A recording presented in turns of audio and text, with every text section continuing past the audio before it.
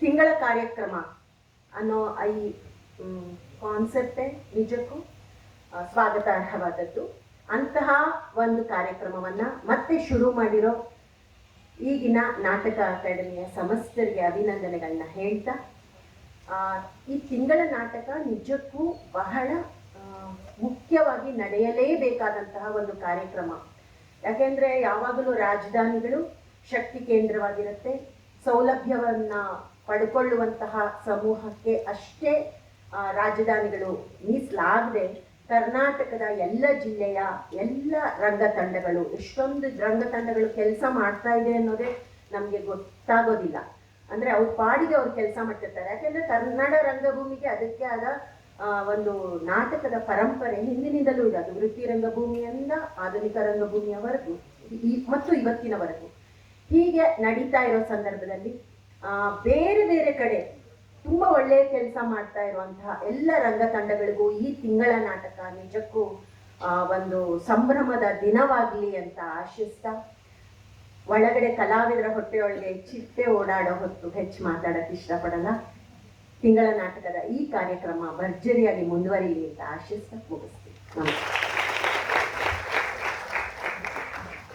ಧನ್ಯವಾದಗಳು ಮೇಡಮ್. ಈಗ ನಮ್ಮೆಲ್ಲರ ಪ್ರೀತಿಯ ಮಂಡ್ಯ ರಮೇಶ್ ಅಣ್ಣ ಒಂದೆರಡು ಮಾತು.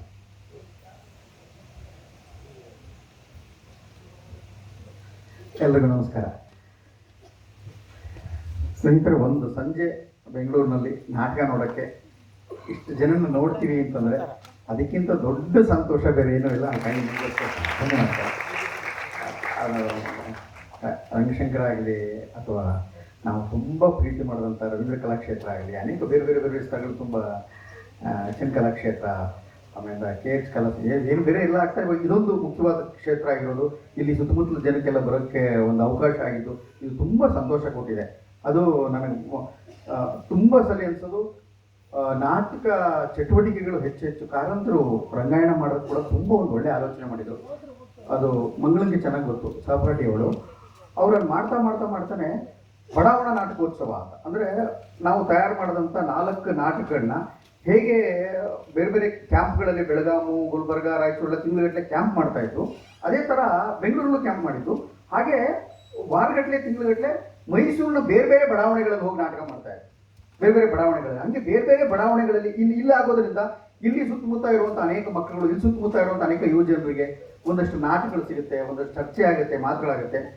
ಯಾವ ಭೂಮಿಯಲ್ಲಿ ಅಂದರೆ ಅದು ಯಾವ ನಗರ ಆಗಲಿ, ಯಾವುದೇ ಹಳ್ಳಿ ಆಗಲಿ, ಯಾವ ಭೂಮಿಯಲ್ಲಿ ನಾಟಕದ ಕುರಿತಾಗಿ ಮಾತು, ಚರ್ಚೆ, ಜಗಳ ಎಲ್ಲ ನಡೀತಾ ಇರುತ್ತೆ, ಅಲ್ಲಿ ಆರೋಗ್ಯಕರವಾದಂಥ ಹೂವು ಅರಳೋದಕ್ಕೆ ಸಾಧ್ಯ ಇದೆ ಅಂತ ನನ್ನ ಬಲವಾದ ನಂಬಿಕೆ.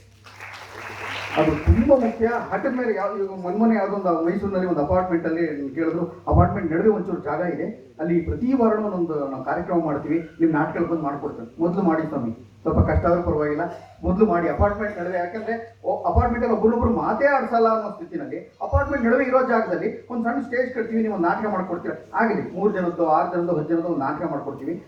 ನಾಟಕಕ್ಕೆ ಇರುವಂಥ ಶಕ್ತಿ ಇದೆಯಲ್ಲ, ಅಂದರೆ ಮನುಷ್ಯ ಒಬ್ಬನೊಬ್ಬನ ಅರ್ಥ ಮಾಡ್ಕೋತಾ ಪ್ರತಿಭಟನೆ ಆದರೂ ಅಲ್ಲೇ ನೇರವಾಗಿ ಅನಿಸಿ, ಸಂತೋಷ ಆದರೂ ಅಲ್ಲೇ ವ್ಯಕ್ತಪಡಿಸಿ, ಆಮೇಲೆ ಚರ್ಚೆ ಆಗಿ ಅದ್ರ ಬಗ್ಗೆ, ಆಮೇಲೆ ನಿಧಾನವಾಗಿ ಬದಲು ಮಾಡ್ಕೊಳಕ್ಕೆ ಅವಕಾಶ ಇರೋದು. ಸಿನಿಮಾ ಆಗಲಿ, TV ಆಗಲಿ, ಒಂದ್ಸರಿ ಪ್ರಿಂಟ್ ಆಗ ಪ್ರಿಂಟ್ ಮುಗಿದೋಯ್ತು, ಆಮೇಲೆ ನಾನು ಬದಲು ಮಾಡೋಕ್ಕಾಗೋದಿಲ್ಲ. ಅದ್ರ ನಾಟಕ ಎಷ್ಟು ಸಂತೋಷ ನೋಡಿ.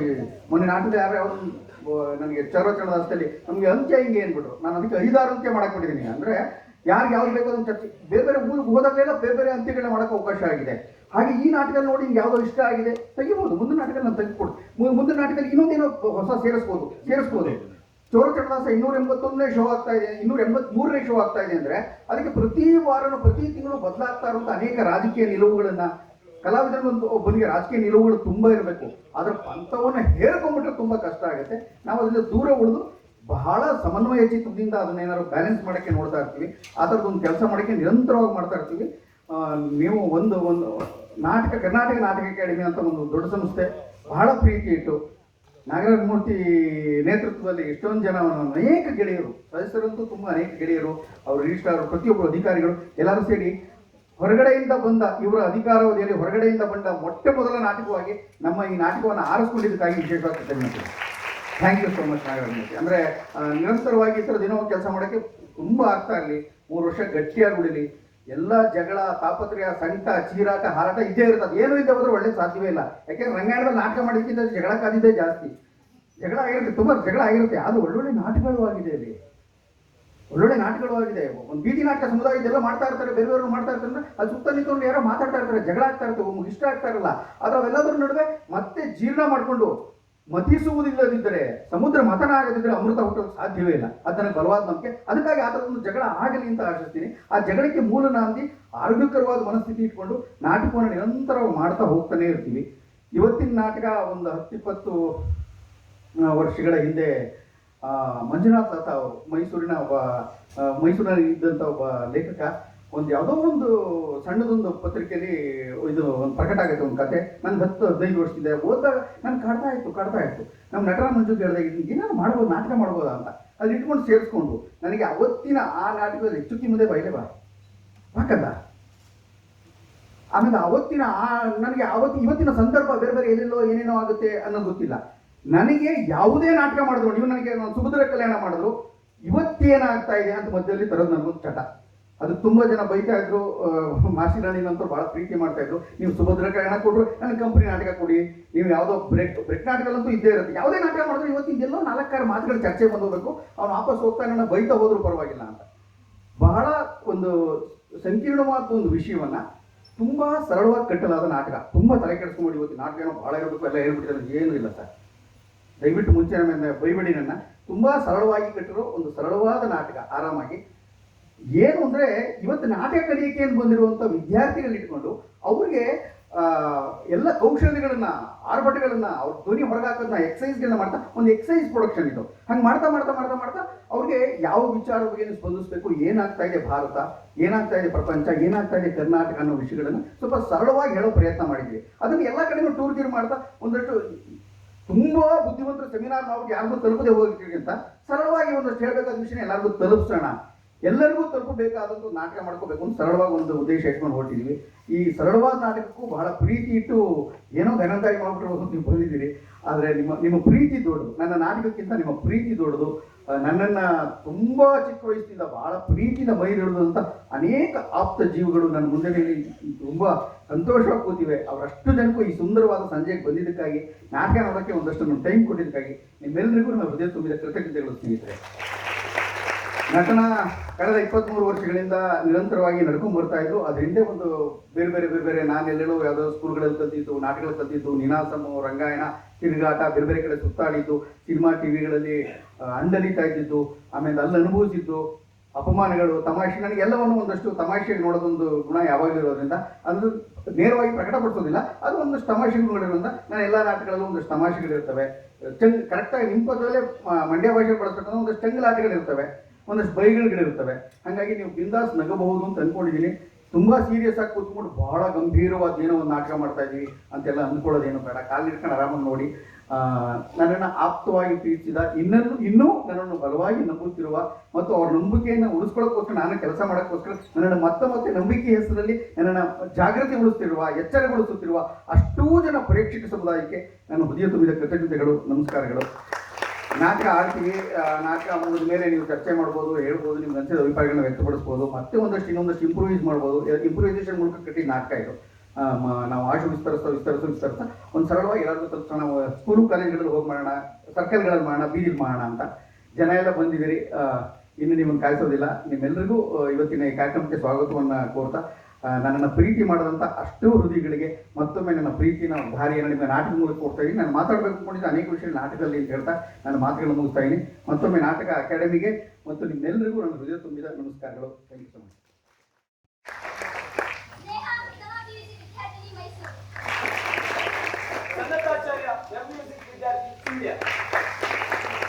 ಸುನಿಲ್ ಪ್ರಕಾಶ್ ಇಂಜಿನಿಯರಿಂಗ್ ಪದವೀಧರ, ಚನ್ನರಾಯಪಟ್ಟಣ. ಇಂಜಿನಿಯರಿಂಗ್ ಪದವೀಧರ, Mandya. Bengaluru BA journalism. Sahana Keerthi, Chikkaballapura fashion model. ಅಚ್ಚ B.Com ಪದವೀಧರ, ಮೈಸೂರು ಕ್ಯಾಬ್ರೆ. ಪ್ರಿಯಾಂಕಾ, ಮೈಸೂರು B.Com ಪದವೀಧರೆ. ಪುಣ್ಯಶ್ರೀ, ಇಂಜಿನಿಯರಿಂಗ್ ವಿದ್ಯಾರ್ಥಿ, ಚಾಮರಾಜ. DC ಸುದರ್ಶನ್, ಮಳವಳ್ಳಿ, ನಟನ. ರಾಮನಗರ ನಟನ. ಭರತ್ ಆಸಾನ್ B.Com ಪದವಿ.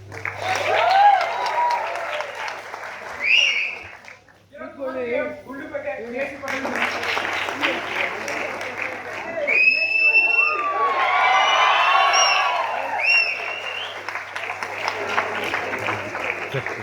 ಆದ್ಮೇಲೆ ಈ ನಾಟಕದ ಮೂಲ ಮಂಜುನಾಥ್ ಲತಾ ಅವರು ಬರೆದಂತ ಒಂದು ಕಥೆ. ಇದನ್ನು ರಂಗರೂಪ ಮಾಡಿದವರು ಮಂಜು ನಟನ.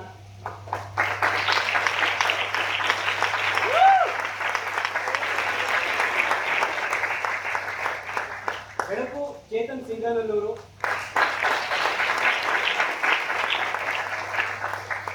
ಸಂಗೀತ ಸಾಂಗತ್ಯ ದಿಶಾ ರಮೇಶ್.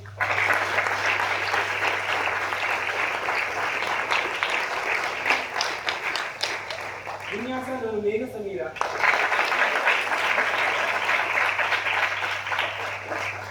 ನಾಟಕದ ನಿರ್ದೇಶನ Shri Mandya Ramesh.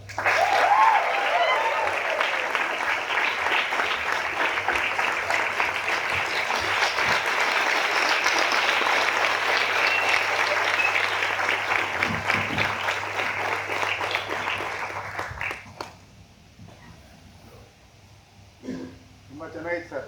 Thank you so much. ನಾನು ಮಾತಾಡೋದೆಲ್ಲ ನಾಟಕದಲ್ಲಿ ಮಾತಾಡಿದ್ದೀನಿ ಅಂತ ಅಂದ್ಕೊಳ್ತೀನಿ.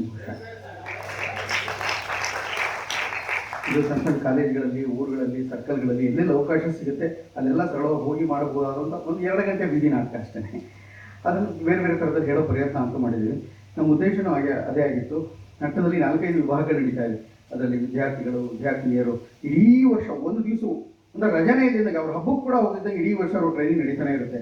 ನಟನ ಕೌಶಲ್ಯದ ಜೊತೆಗೆ ಅವ್ರ ಬದುಕಕ್ಕೆ ಬೇಕಾದಂಥ ಎಲ್ಲ ಮೂಲ ಸಾಮಗ್ರಿಗಳನ್ನ ಮತ್ತು ಬದುಕನ್ನು ಹೇಳ್ಕೊಡುವಂಥದ್ದು, ಬೇರೆ ಬೇರೆ ಫಾರ್ಮ್ಗಳನ್ನ ಅವ್ರಿಗೆ ಕಲಿಸುವಂಥದ್ದು ಮತ್ತು ಸಾಧ್ಯವಿದ್ದಷ್ಟು ಇಡೀ ಬಹುತ್ವದ ಭಾರತವನ್ನು ಒಟ್ಟಾಗಿ ಪ್ರೀತಿಸುವಂಥ ಕಲೆಯನ್ನು ಅವ್ರು ಹೇಳ್ಕೊಡ್ಬೇಕು ಅನ್ನೋದನ್ನ ರಂಜನೀಯವಾಗಿ ಬೇರೆ ಪ್ರಯತ್ನ ಮಾಡ್ತಾರೆ. ತುಂಬ ಜನ ರಂಗಭೂಮಿಯನ್ನು ಆಳವಾಗಿ ಅಧ್ಯಯನ ಮಾಡ್ಕೊಂಡವರು, ಪ್ರೀತಿ ಇಟ್ಟು ಶ್ರದ್ಧೆ ಇಟ್ಟು ಇಲ್ಲಿ ಬಂದಿದ್ದೀರಿ. ನಮ್ಮ ಒಂದು ದೊಡ್ಡ ಯಾನ ಇದು ಅಂದರೆ ಮಕ್ಕಳದು ಒಂದು ಗ್ರೂಪ್ ಇದೆ, ಮತ್ತು ಇನ್ನೊಂದು ಬೇರೆ ಬೇರೆ ಇದರಲ್ಲೇ ಒಂಚೂರು ಸೀನಿಯರ್ಸ್ ಒಂದು ಗ್ರೂಪ್ ಇದೆ. ಜಾನಪದ ನಾಟಕಗಳು, ಚಾಮಚಲವೇ ಥರದ ನಾಟಕಗಳು ಆಗ್ತವೆ. ಆಮೇಲೆ ಗಾಂಧಿ ಅಂಬೇಡ್ಕರ್ ಥರ ತುಂಬ ಸೀರಿಯಸ್ ನಾಟಕಗಳು ಆಗ್ತವೆ ಮತ್ತು ಈ ಥರದ ನಾಟಕಗಳು ಆಗ್ತವೆ, ಮಕ್ಕಳ ನಾಟಕಗಳು ಆಗ್ತವೆ. ಬೇರೆ ರಂಗಭೂಮಿಯ ಬೇರೆ ಥರದ ಅನೇಕ ನಾಟಕಗಳನ್ನ ನಿರಂತರವಾಗಿ ಮಾಡ್ತಾ ಹೋಗಬೇಕು. ಒಟ್ಟು ರಂಗಭೂಮಿಯನ್ನು ಹಠಕ್ಕಾರವೇ ಹೆಚ್ಚು ಜನ ತಪ್ಪಿಸ್ಬೇಕು ಅನ್ನೋ ಒಂದು ಉದ್ದೇಶದಿಂದ ನಾಟಕ ಮಾಡ್ತಾ ಇದ್ದೀವಿ. ನಮ್ಮ ಜೊತೆಗೆ ನೀವು ಇರ್ತೀರಿ. ದಯವಿಟ್ಟು ಮೈಸೂರಿಗೆ ಬಂದಾಗ ನಟನಕ್ಕೆ ಬನ್ನಿ, ನಮ್ಮ ನಾಟಕ ನೋಡಿ. ಆಮೇಲೆ ಇಲ್ಲಾಗೋ ಎಲ್ಲ ನಾಟಕಗಳು ಇದೇ ಥರ ಎಲ್ಲ ತುಂಬಿ ಜನ ಯಾವಾಗಲೂ ಬರ್ತಾಗಲಿ ನಾಟಕ ನೋಡಲಿ ಅಂತ ಆಶಿಸ್ತೀನಿ. ಮುಖ್ಯವಾಗಿ ನಾವು ಇಲ್ಲಿ ಬರಬೇಕು ಅಂದಾಗ ನಮ್ಮದು ಬಸ್ ಕೆಟ್ಟೋಯ್ತು ನಂಗೆ ಮಧ್ಯಾಹ್ನ ಒಂದು ಟೆನ್ಷನ್ ಆಗಬೇಕು. ಇಲ್ಲೇನು ಊಟ ತಿಂಡಿ ಏನೋ ಟೆನ್ಷನ್ ಏನೋ ಮಾಡಿದಾಗ ನಮ್ಮ ಜೊತೆಗೆ ಇಲ್ಲೇ ನಮ್ಮ ಜೊತೆಗೆ ಕಲ್ತಂಥ ಹುಡುಗ ಅಮೋಘ್ ಯಾರೋ ನಮ್ಮಲ್ಲಿ ಕಲಿತು ಇನ್ನೊಂದು ಹುಡುಗ ಇನ್ನೊಬ್ಬ ಇನ್ನೆಲ್ಲೋ ನಿಂತ್ಕೊಂಡು ನಾವು ಕೆಲಸ ಮಾಡ್ತೀವಿ, ಜೊತೆ ಮಾಡ್ತೀವಿ ಅಂತ. ನಾನು ಮೊದಲನೇ ದಿವಸದಿಂದ ನಾನು ನಟನ ಶುರು ಮಾಡ್ತೀವಿ ಇಂದಾಗಲೂ ನಿಮ್ಗೇನೋ ಹಿಂದ್ಗಡೆ ಗಡಿ ಬೇಕೇನೋ, ಹಿಂದ್ಗಡೆ ಚಪ್ಪೆ ಬೇಕೇನೋ, ಎಡಗಡೆ ಹಾಸಕ್ಕೆ ಏನಾದ್ರು ಬೇಕೇನೋ ಅಂತ ಕೇಳಿದ್ರು ಶಿಕ್ಷಕರಪ್ಪ. ನೀನು ಬಂದಾಗ ಓದ್ತೀನಿ, ನಿಮಗೆ ಊಟ ತಿಂಡಿ ಸಿಗ್ಲಿವೇನೋ, ಏನಾಯ್ತು ರಮೇಶ ನಿಂಗೆ ಏನು ಊಟ ತಿಂಡಿ ನಾನು ಒಂದು ದಿವಸ ಕೊಡ್ತೀನಪ್ಪ ಅಂದನು ಗೊಂಡಣ್ಣ. ನೀವು ಫೋನ್ ಚಾರ್ಜ್ ರಮೇಶ, ನಿಮಗೆ ಫೋನ್ಗೆ ತೊಂದರೆ ಆಗ್ತಾ ಇದೆ, ನಿರಂತರವಾಗಿ 2 ವರ್ಷ ಫೋನ್ ಚಾರ್ಜ್ ಅಂತ ಕಟ್ತಿದ್ದವನು ಬಿ ಸುರೇಶ. ಒಳ್ಳೆ ಕೆಲಸ ಮಾಡೋಕ್ಕೆ ಹೋದರೆ ಯಾರಿಗೆ ಸಿಗಲ್ಲ, ಎಲ್ಲರೂ ಸಿಗ್ತಾರೆ. ಏನೋ ಪ್ರೀತಿ ಮಾಡಿದ್ರೆ ಅದು ಯಾಕೆ ನನ್ನ ಮೇಲೆ ಅಷ್ಟೊಂದು ಪ್ರೀತಿ ಇದೆಯೋ ಇನ್ನೂ ಗೊತ್ತಿಲ್ಲ. ಅದು ರಂಗಭೂಮಿ ಮೇಲೆ ಇಟ್ಟಿರೋ ಪ್ರೀತಿ. ನಿರಂತರವಾಗಿ ನನ್ನ ಹಿಂಗೆ ಕಾಪಾಡಿಕೊಂಡಂಥ ಅನೇಕ ಜನ ನನ್ನ ಜೊತೆನೇ ಇದ್ದಾರೆ. ಅವರೆಲ್ಲರಿಗೂ ಸ್ಪೆಷಲ್ ಥ್ಯಾಂಕ್ಸ್ ಹೇಳ್ತಾ, ಎಲ್ಲ ಕಡೆ ಆಗುವ ಎಲ್ಲ ನಾಟಕನ ಹುಡುಕಿ ಮತ್ತೆ ನೋಡಿ, ಮತ್ತು ಈ ಥರದ್ದು ಬೇರೆ ಊರಿಂದ ಕರ್ಕೊಂಡು ಈ ಥರದ್ದು ನಾಟಕ ಮಾಡಿ ಅವಕಾಶ ಕೊಟ್ಟಿದ್ದಕ್ಕಾಗಿ ಇಡೀ ಕರ್ನಾಟಕ ನಾಟಕ ಅಕಾಡೆಮಿ ಮತ್ತು ಗೆಳೆಯ ನಾಗರಾಜ್ ಮೂರ್ತಿಗೆ ಪ್ರೀತಿಪೂರ್ವಕವಾದಂಥ ಧನ್ಯವಾದಗಳು. ಹಾಗೆ ಎಲ್ಲ ಸದಸ್ಯರು ಮತ್ತು ಅಲ್ಲಿ ಅಧಿಕಾರಿಗಳು ಪ್ರತಿಯೊಬ್ಬರಿಗೆ ನಾಟಕ ಮಾಡಿ ಅಂತ ಮಾಡಿ ರಮೇಶ್ ಅವ್ರದ್ದು ನಾಟಕ ಇದಾಗಲಿ ಬಿಡಿ ಅಂತ ಹೇಳಿ ಹೋದರೆ ಯಾರು ಒಬ್ಬ ಸ್ವರ ಎತ್ಬಿಟ್ರೆ ಬೇಡ ಬಿಡ್ರಿ ಏನು ಬಿಟ್ಟಾಕ್ಬಿಡ್ತಾರೆ. ಯಾಕಂದ್ರೆ ಎಲ್ಲ ಮೀಟಿಂಗ್ಗಳೆಲ್ಲ ಕೂತ್ಕೊಂಡು ಅವ್ರದೆಲ್ಲ ನಾನು ಸಂಸ್ಕೊಂಡು ನೋಡ್ತಾ ಇರ್ತೀನಿ. ನಾನು ನೋಡಿದ್ದೀನಿ ತುಂಬ ವರ್ಷ. ನಿಮಗೆ ಇಲ್ಲ ಒಳ್ಳೆ ದಿನ ಮಾಡಿದ್ರೆ ಮಾಡಲಿ ಬಿಡ್ರಿ ಪಾಪ ಅಂತ. ಯಾಕಂದರೆ ಎಲ್ಲ ಮಾಡಿದ್ದಾರೆ. ನಾನು ಬಂದಾಗಿನಿಂದ ಮೊದಲನೇ ಕ್ಷಣದಲ್ಲಿ ನಿಂತ್ಕೊಂಡು ನನಗೆ ಸಿರಿವರ ಆಗಲಿ ಅಥವಾ ಜಗದೀಶ್ ಜಾರ ಆಗಲಿ ತುಂಬ ಜನ ಅನೇಕ ನಮ್ಮ ಕಣ್ಣಿಗೆ ಸಿಕ್ಕಾಪಟ್ಟೆ ಜನ ಇವತ್ತು ಕಾಣಿಸ್ತಾ ಇದ್ದಾರೆ. ಅವರೆಲ್ಲರೂ ನಮ್ಮ ಜೊತೆಗೆ ನಿಂತ್ಕೊಂಡು ಕೆಲಸ ಮಾಡಿದ್ದಾರೆ. GPO ಚಂದ್ರು ಮೊದಲನೇ ಫೋನ್ ಮಾಡಿ ನೀವು ನಾಟಕ ಬರಲೇಬೇಕು, ನೀವು ಬರಲೇಬೇಕು. ನಾನು ಹೇಳಿದೆ ಒತ್ತಡದಲ್ಲಿ ಬೇಡ ಬಿಡಿ ಸರ್, ತಂಡ ಬರುತ್ತೆ. ಇಲ್ಲ ನೀವು ಬರಲೇಬೇಕು ಅಂದರು. ಗೆಳೆಯ ಬಂದಿದ್ದೀನಿ. ಪ್ರೀತಿಯಿಂದ ನಮ್ಮನ್ನು ಕಾಪಾಡಿ ಕೊಡ್ತಿರೋದಕ್ಕೆ ಇಡೀ ಕನ್ನಡ ಜನತೆಗೆ ಮತ್ತು ರಂಗಭೂಮಿಯ ಜನತೆಗೆ ಅತ್ಯಂತ ಪ್ರೀತಿಪೂರ್ವಕವಾದ ಕೃತಜ್ಞತೆಗಳು. ನಮಸ್ಕಾರ. ದಯವಿಟ್ಟು ನಮ್ಮ ಜೊತೆ ಮತ್ತು ನಾಟಕದ ಜೊತೆ ಸದಾ ಇರಿ ಅಂತ ಕೇಳ್ಕೊತೀನಿ. ನಮಸ್ಕಾರ.